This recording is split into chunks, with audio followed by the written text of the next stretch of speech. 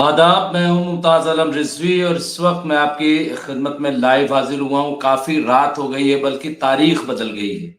लेकिन चूंकि हर रोज की तरह हम जो मसाइल हैं इसराइल के, गजा के, इसके साथ साथ हम बात करते हैं ईरान और अमेरिका, चीन और रशिया, अ, और तमाम मिडिल ईस्ट की जो मसाइल है। बहुत रात हो गई, लेकिन बहुत सारे दोस्त हमारे साथ जुड़ गए हैं। मैं उनका शुक्रगुजार हूं कि वो हमसे कम से कम जुड़ गए हैं। और आज कई इंपॉर्टेंट खबरें हम लेकर के हाजिर हुए हैं। सबसे बड़ी चीज ये कि आखिर अमेरिका अब चीन को क्यों निशाना निशाना बना रहा है? क्या इसलिए कि चीन ने ईरान की बड़ी मदद की है? तो क्या अब चीन और अमेरिका के दरमियान जंग हम देख रहे हैं? इसके साथ साथ जिस तरह से हमने देखा कि ईरान ने एक बार फिर कहा कि अगर अमेरिका ने जरा सी भी हिमाकत की तो पूरा मिडिल ईस्ट आग का गोला बन जाएगा। ये जो ईरान ने कहा है, ये कितना इंपॉर्टेंट है, कितना अहम है। इसके साथ साथ हम देख रहे हैं कि बाकायदा अब आप देखिए कि हूती वो पूरी तरह से रेड सी में तैयार है। इसके साथ ही हम देख रहे हैं कि हिजबुल्लाह भी आवाज में आवाज मिला रहा है। हमास भी कहीं ना कहीं तैयार है। ये तमाम वो तस्वीरें हैं। और सबसे इंपॉर्टेंट जो मैं आज आपकी खिदमत में पेश करने जा रहा हूं, जिसका जिक्र कहीं नहीं हो रहा है, जिसकी चर्चा कहीं नहीं हो रही, जबकि बहुत जरूरी है कि उसका जिक्र किया जाए। मैं बात कर रहा हूं इजराइल की, इजराइल के अंदर की। इजराइल के अंदर आज बहुत बड़ा प्रोटेस्ट हुआ है। मैं वो तस्वीर आपको दिखाता हूं, आप हैरान रह जाएंगे कि इजराइल में ये क्या हो रहा है। इजराइल के अंदर प्रोटेस्ट हो रहा है, और प्रोटेस्ट इस हद तक है कि तख्ता पलट। मैं इसलिए इसको हाईलाइट कर रहा हूं और ये मैं दिखा रहा हूं, आप देखिए। ये प्रेस टीवी की रिपोर्ट है जो मैं आपकी खिदमत में पेश कर रहा हूं। ये आप देख सकते हैं यहाँ पे, ये पूरा आप ये सिनेरियो देखिए। यहाँ पे ये प्रोटेस्ट है, यहाँ वहां पे जैसा कि बताया जा रहा है। यहाँ पे देखिए कि angry protester in Tel Aviv chased two female Israeli soldiers before the soldiers managed to escape the scene with the help of the Israeli police। ये आप देखिए, आखिर ये क्यों? ईरान में प्रोटेस्ट हो तो उसके सपोर्ट में अमेरिका आ जाए, तख्ता पलट की कोशिश करे। लेकिन हम पिछले देख रहे हैं कि 3 साल हो गए। 3 साल मैं कह रहा हूं। मैं 3 साल क्यों कह रहा हूं? क्योंकि 7 अक्टूबर 2023 से 8 महीना पहले से इजराइल के अंदर प्रोटेस्ट चल रहा है। प्रोटेस्ट किसके खिलाफ चल रहा है? इजराइल के जो वजीर आजम है बेंजामिन नेतन्याहू के खिलाफ। बेंजामिन नेतन्याहू के खिलाफ प्रोटेस्ट क्यों हो रहा है? क्योंकि वो भ्रष्टाचारी हैं, क्योंकि उन पे रिश्वतखोरी के इल्जाम लगा है। इसके साथ साथ उन्होंने संविधान को, आईन को तब्दील करने की बड़ी हिमाकत की थी, लाखों लाख लोग। और इसीलिए शक होता है कि कहीं 7 अक्टूबर 2023 के वाकये में ऐसा तो नहीं कि खुद बेंजामिन नेतन्याहू शामिल हो। ये हम नहीं कह रहे हैं, ये बड़े बड़े तजिया निगार कह रहे हैं, और ये इसकी रिपोर्टें आ रही। अभी तक कमीशन की रिपोर्ट नहीं आई है कि आखिर वो हुआ कैसे। इतनी बड़ी चूक कि हमास के लोग दाखिल हो गए, 250 से 300 लोगों को यरगमाल बनाया, 1200-1300 लोग जो है वो मारे गए, और मोसाद को खबर नहीं, इजरायली इंटेलिजेंस को खबर नहीं, फोर्स को, आईडीएफ को खबर नहीं। ये कैसे मुमकिन है? वो मोसाद जो ईरान पे नजर रखे, वो मोसाद जो अमेरिका पे नजर रखे, जो पूरे मिडिल ईस्ट, क्या पूरी दुनिया में ये कहे कि साहब हम सबके बारे में नॉलेज है, जानकारी रखते हैं, वहां कैसे चूक हो गई? ये बड़ा सवाल है। तो इसलिए पूरा खेल यहाँ पे, मैं ये प्रोटेस्ट जो मैं कह रहा हूं, ये कोई मामूली बात नहीं है, बहुत इम्पोर्टेंट बात है, बहुत अहम बात है। इसके साथ-साथ आज ये खबर सवालिया निशान के साथ चलाई जा रही है और वो ये कि ईरान न्यूक्लियर डील मामले में झुकने के लिए तैयार। ये कहा जा रहा है अमेरिका को दिया बड़ा ऑफर, हटाओ पाबंदियां और करो समझौता। देखिए पहले ही कह दिया ईरान ने कि हम बम नहीं बनाने जा रहे और हम 60% तक एनरिचमेंट को कम कर देंगे, लेकिन आपको सारी पाबंदियां हटानी पड़ेगी।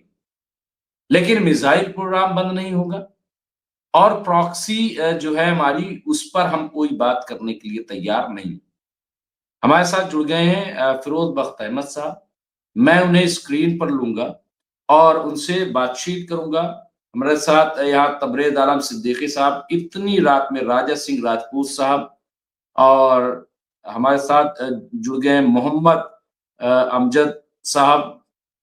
इसके मोहम्मद अमजद साहब, इसके अलावा अब्दुल रहमान साहब, नसीरुद्दीन साहब, ये तमाम लोग हमारे साथ जुड़ गए हैं। मैं सबका इस्तकबाल करते हुए और मैं फिरोज बख्त अहमद साहब को स्क्रीन पर लूंगा। फिरोज बख्त अहमद साहब जो कि सीनियर पॉलिटिकल एनालिस्ट हैं, इसके साथ साथ मौलाना आजाद उर्दू यूनिवर्सिटी हैदराबाद के आप चांसलर रहे हैं, मिडिल ईस्ट पे बड़ी गहरी नजर रखते हैं, तमाम टीवी चैनलों पे जाते हैं और बेबाकी से अपनी बात, अपना नजरिया पेश करते हैं। और जहां तक मिडिल ईस्ट के बारे में जिस तरह से आप बात करते हैं, कुछ लोगों को लगता होगा कि शायद ये कुछ थोड़ा से सॉफ्ट होकर के बात करते हैं, लेकिन ऐसा हरगिज नहीं, ऐसा हरगिज नहीं है। आप सुनिए और देखिए। मैं फिरोज बख्त अहमद साहब, कई इंपॉर्टेंट खबरें इस वक्त आ रही हैं। खान यूनुस से खबर अभी आ रही, खान यूनुस और जवालिया में पनाह गुज़ीनों के खैमों पर इजराइलियों के हमले में मजीद 10 फिलिस्तीनी शहीद हो गए। यानी हमला किसी भी सूरत रुकने के लिए तैयार नहीं है। तो आप देखिए ईरान क्या कह रहा है। ईरान पर जारियत से पूरा इलाका आग में आग की लपेट में आ जाएगा। ये वहां के जो शेख हैं उन्होंने ये बात कही ईरान के। तो सबसे पहले अगर हम बात करें ईरान पे भी थोड़ा सा जाइए, जिस तरह से हमले अभी भी गजा में हो रहे हैं, खान यूनुस में हमले किए जा रहे हैं, आखिर ये चुप्पी क्यों है? ये कोई बोल क्यों नहीं रहा है?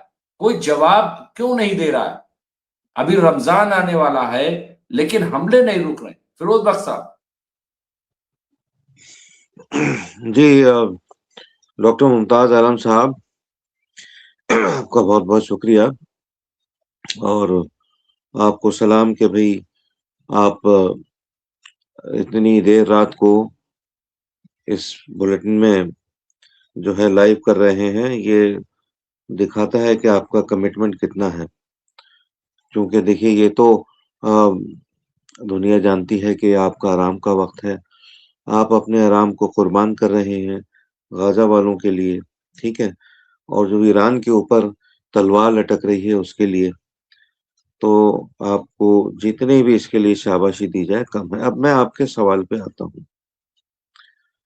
देखिए, आप जब भी ये कहते हैं कि अभी आपने कहा कि गाजा के ऊपर बमबारी हुई है, जबलिया पे हुई है, खान यूनिस पे हुई है, किसी भी इलाके के ऊपर हुई है, ठीक है, तो मुझे बस हैरानी ये होती है कि आपने कहा 10 लोग मारे गए। क्या वहां अब लोग बचे हुए हैं? अभी भी मारे जाने के लिए बचे हुए हैं क्या लोग? कितने तो मार दिए, लाखों इन्होंने मार दिए।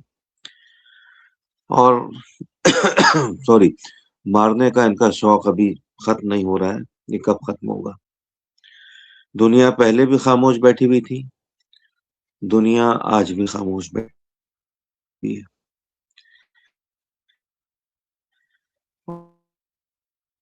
और दुनिया कुछ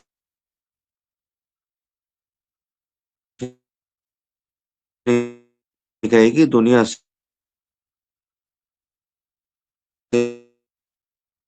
कोई نیٹ ورک کی پرابلم ہو رہی لگ رہا ہے فیروز بخش صاحب، نیٹ ورک کی پرابلم ہے تھوڑی سی، اگر اس کو تھوڑا درست کر لیں، نیٹ ورک کی پرابلم ہو رہی ہے فیروز بخش صاحب کو۔ تبریز عالم صاحب جڑ گئے ہیں، اور جیسا کہ انہوں نے کہا کہ اتنی رات میں مجھے اصل میں جو ہمارے ویور ہیں ان کی مجھے فکر رہتی ہے، کیونکہ وہ ہمارا انتظار کرتے ہیں کہ ابھی تازہ کچھ خبریں آئیں گی۔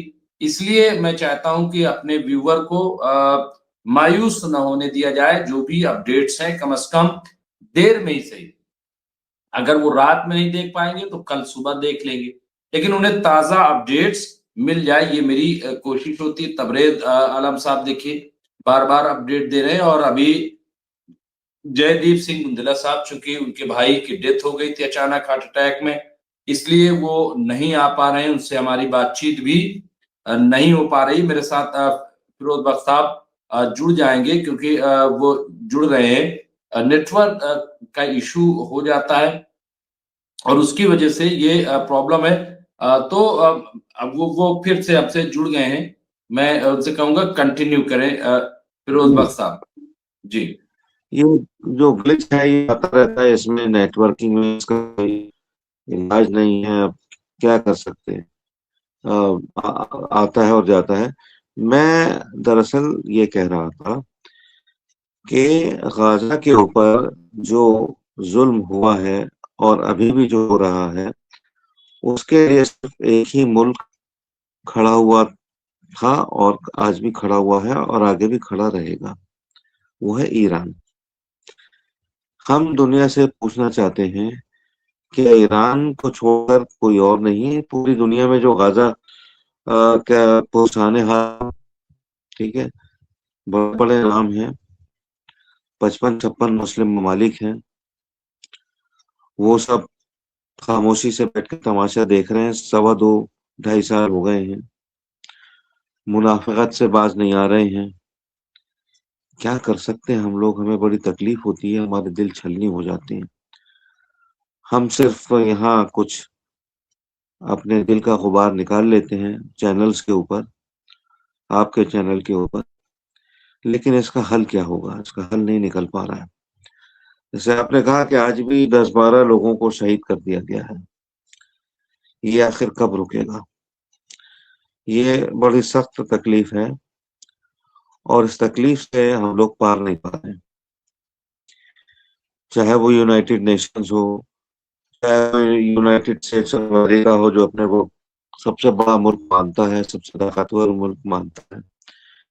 اور تمہاری طاقت صرف برباد کرنے کے لیے، لوگوں کو شہید کرنے کے لیے ہے، تمہاری طاقت صرف کرنے کے لیے ہے، تمہاری طاقت صرف ملکوں کی جو ایک سمجھیے کہ ساورنٹی ہے، اس کو برباد کرنے کے لیے ہے، کہ وہاں کے تم ان کے جہازوں پہ قبضہ کر لو، پانی کے، ان کے تیل پہ قبضہ کر لو، ان کے جو لیڈرز ہیں ان کو اٹھا کے لے آؤ۔ یہ کیا طریقہ ہے؟ مگر عجیب بات ہے، دنیا چل رہی ہے، یہ تو بالکل قیامت کا سین ہے۔ تو ڈاکٹر ممتاز، یہ اس سوال کا کوئی جواب نہیں ہے سوائے اس کے کہ درد، درد اور درد۔ جی ڈاکٹر ممتاز۔